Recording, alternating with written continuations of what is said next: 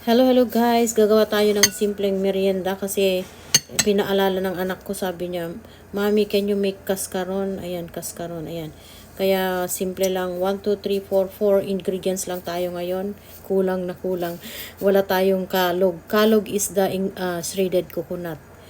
We call that kalog in Ilocano. Ayan. Kaya ito po, we have 2 cups of glutinous rice flour. Tapos, 1/2 all-purpose flour. Ayan. Ito yung mga sukatan ko. Ayan. Okay, tapos yung sugar ko is only 1/4. 1/4 cup only kasi mamaya magme-melt po tayo ng sugar pang ano natin, pang topping natin. Tapos 1 and 1/4 gata coconut milk ito. Ayan guys. Kaya ayan, okay. I-mix natin. Diyan. Okay guys, ito na siya. Pwede na natin magbola-bola or ano ba to? Ano ba 'yon?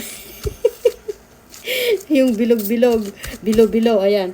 Pero lagyan natin ng konting oil yung ating ano para hindi didikit, ayan. Lagyan na natin ng konti. Konti-konti lang siya. Ay, ganun lang siya, oh. Okay, ganyan lang siya. Ganyan kalaki kung ano yung gusto nyo. Pero dahil hindi naman siya pang commercial, kahit lakihan natin. Okay.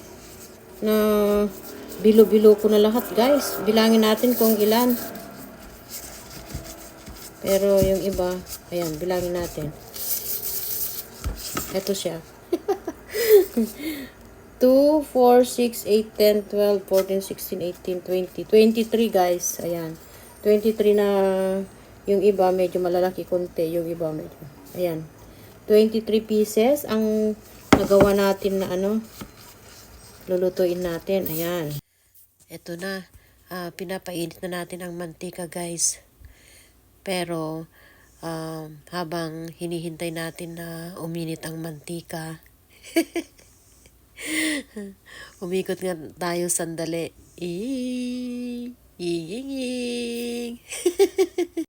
Ito na guys. Nakaluto na tayo ng masarap na merienda. Ayan, kaskaron.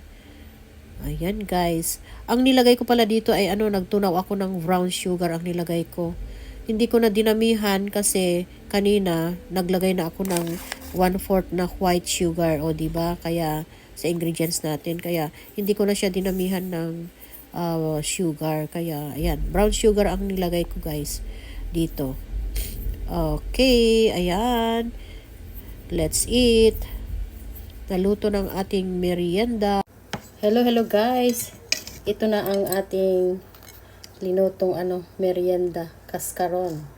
Ayan. Simple lang. Kaya lang yummy. Ayan. Mainit pa guys, tikman sana natin. Sandali, tikman natin. Pero parang mainit pa yata. Ayan. O, diba? Init.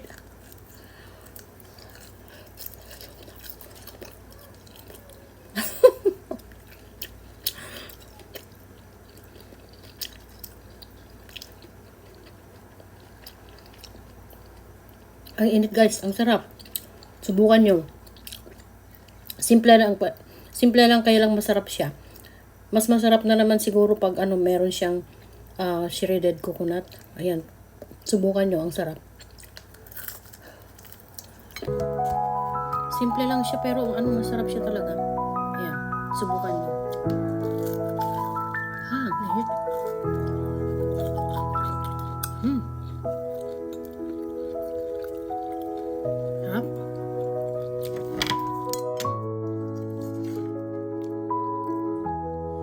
Masarap siya guys. I-try nyo rin. Simpleng ingredients lang.